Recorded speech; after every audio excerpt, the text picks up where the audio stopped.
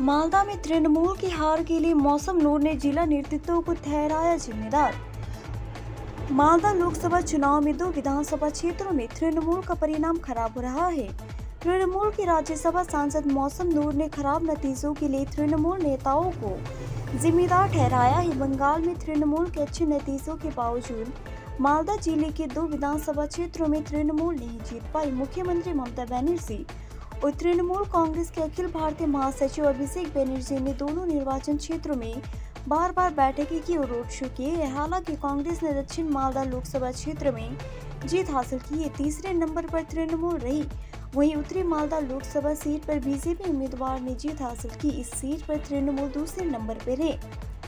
वोटों की गिनती के अंत में तृणमूल नेतृत्व ने समीक्षा की कि पार्टी इस स्थिति में क्यों है। मौसम नूर ने मीडिया के सामने अपना मुंह खोला। यह पूछे जाने पर कि मालदा में तृणमूल 2 सीटें क्यों नहीं जीत सकी। मौसम नूर ने कहा कि इसके लिए जिला तृणमूल नेतृत्व जिम्मेदार है। 2019 में वो जिला अध्यक्ष थी। उस समय तृणमूल के नतीजे अच्छे आए थे। मालदा जिला परिषद, 2 नगर पालिका, ग्राम पंचायत, पंचायत समिति सभी तृणमूल के नियंत्रण में है।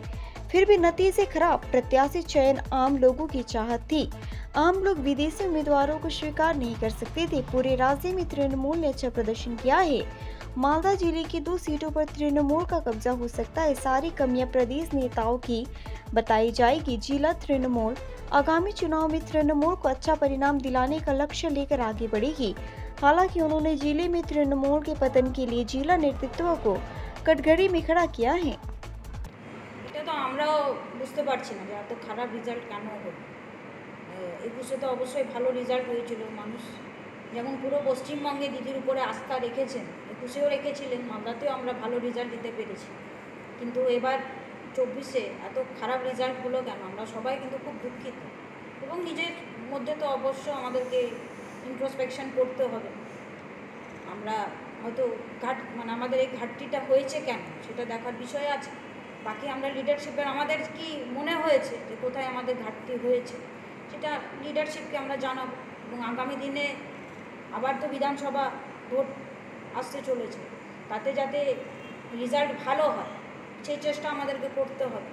কিন্তু এখন এই মুহূর্তে আমরা সবাই খুবই দুঃখিত যে পুরো পশ্চিমবঙ্গে এত ভালো রেজাল্ট, আজকে 2টো সিট দিলে আরও আমাদের রেজাল্টটা ভালো হতো, কিন্তু মালদা জেলায় এত রেজাল্ট খারাপ কেন সেটা নিয়ে আমরা সবাই খুব দুঃখিত। কী কারণ মনে হচ্ছে?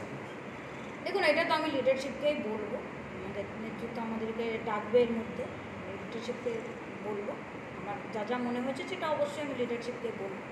আমি নিজে ডিস্ট্রিক্ট প্রেসিডেন্ট ছিলাম, একটা ভালো রেজাল্ট দিতে পেরেছি, কিন্তু এই মুহূর্তে এত খারাপ রেজাল্ট কেন। তো আমার যে অভিজ্ঞতা, সেই অভিজ্ঞতা থেকে এবং এবারও কি আমার মনে হয়েছে সেটাও লিডারশিপকে জানাবো।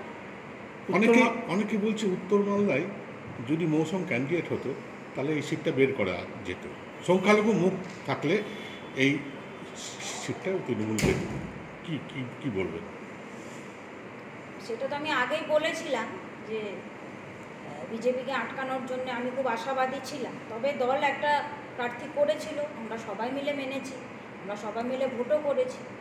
এখন এই কথাটা উত্তর তো এখন দেওয়া যাবে না, কিন্তু আমাদের কী চলার পথে যদি কোনো ভুল হয়ে থাকে, কোনো যদি সংশোধন করার দরকার থাকে, ইন্ট্রোস্পেকশন আমাদের করা খুবই দরকার।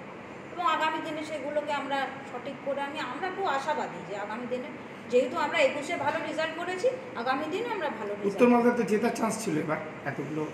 দেখুন, উত্তর মালদা তো একটা ফেভারেবল সিট। উত্তর মালদা, দক্ষিণ মালদা দুটোই আমরা আশা করেছিলাম।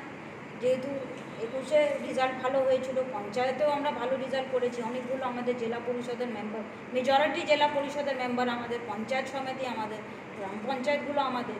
তো আমরা তো খুব আশা করেছিলাম যে 2টো সিটই আমরা জিতব। তাও এত রেজাল্ট খারাপ হয়েছে, এটা নিয়ে আমাদেরকে ভাবতে হবে অবশ্যই। ক্যান্ডিডেট সিলেকশনে কোনো গোলমাল ছিল? ক্যান্ডিডেট সিলেকশন এটা তো আমি বলতে পারবো না, এটা লিডারশিপ। তবে কর্মীদের কী বক্তব্য আছে সেগুলো আমাদেরকে নিশ্চয়ই ভাবতে হবে। কর্মীরা কি বলছে? কর্মীদের কাছে কি ফ্লেভারটা পেয়েছেন? দেখুন, ক্যান্ডিডেট নিয়ে কর্মীরা তো বলেছে যে যেহেতু বাইরে থেকে ক্যান্ডিডেট দেওয়া হয়েছিল সেটা নিয়ে অনেকের ক্ষোভ ছিল, প্রথমের দিকে ক্ষোভ প্রকাশ করেছিল, কিন্তু তারপরে তো সবাই নেমে গেছে। এখন ভোটাররা হয়তো অ্যাকসেপ্ট করতে পারেনি মনে হচ্ছে, সেটা তো আমাদেরকে আলোচনা করে দেখতে হবে। কি মনে হচ্ছে এই জায়গাতে এখন থেকে ঘুরে দাঁড়াতে গেলে কি করতে হবে? হঠাৎ করে মালদায় কেন এরকম ঘটনা হলো? সেটাই তো দেখার বিষয় আছে। আমরা যেটা আমাদেরকে বসতে হবে, আলোচনা করতে হবে, দরকার পড়লে ব্লক ধরে ধরে আলোচনা করতে হবে যে আমাদের রেজাল্ট এত, কারণ আগে একটাও ব্লকে আমরা লিড দিতে পারিনি, একটাও বিধানসভায় আমরা লিড দিতে পারিনি। তো ব্লক ধরে ধরে আলোচনা করতে হবে, তারপর সেই ফিডব্যাকটা আমরা লিডারশিপকে অবশ্যই জানাবো। আমরা আশা করছি এখান থেকে আমরা রেকটিফাই করতে পারবো। এরকম রেজাল্ট হবে ভাবতে পেরেছিলেন? না, এরকম রেজাল্ট আমরা ভাবতে পারি। আমরা তো ভেবেছিলাম যে 2টো সিটি আমরা জিতব। জেলা নেতৃত্বের ব্যর্থতা আছে কোনো? আমাদের তো নিশ্চয়ই ব্যর্থতা আছে, জেলা নেতৃত্বের ব্যর্থতা তো নিশ্চয়ই আছে, না হলে রেজাল্ট এত খারাপ হবে। আমাদের নেত্রী মমতা বন্দ্যোপাধ্যায় যথেষ্ট কাজ করেছেন, আমাদের দলের নেতা অভিষেক বন্দ্যোপাধ্যায় যথেষ্ট কাজ করেছেন। মিটিং করেছিলেন, তারপরেও এতগুলো মিটিং করা হয়েছে, আমাদের সবাইকে বুস্ট আপ করার জন্য এতবার করে মিটিং করেছে। আমাদের নিশ্চয়ই ব্যর্থতা আছে, জেলা নেতৃত্বের ব্যর্থতা তো নিশ্চয়ই আছে। আপনার 21-এ আপনি সভাপতি ছিলেন, তখন এরকম রেজাল্ট, হঠাৎ করে 3 বছরের মধ্যে এত অবাক হচ্ছেন? নিশ্চয়ই আমরা খুব অবাক এবং দুঃখিত। আমরা সারা পশ্চিমবঙ্গে এত ভালো রেজাল্ট, কিন্তু মালদা জেলা এত খারাপ রেজাল্ট কেন, এটা নিয়ে আমরা সবাই খুবই দুঃখিত।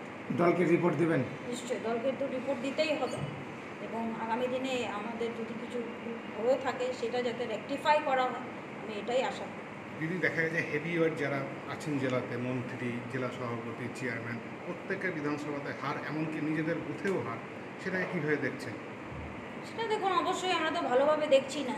দল ওনাদেরকে দায়িত্ব দিয়েছে, ওনারা লিডারশিপ দিয়েছেন, মন্ত্রী করেছেন, বিধানসভায় ওনাদেরকে দায়িত্ব দেওয়া হয়েছে, ওনাদেরকে ডিস্ট্রিক্ট প্রেসিডেন্ট, চেয়ারম্যান করা হয়েছে, তারপরেও এত রেজাল্ট খারাপ কেন?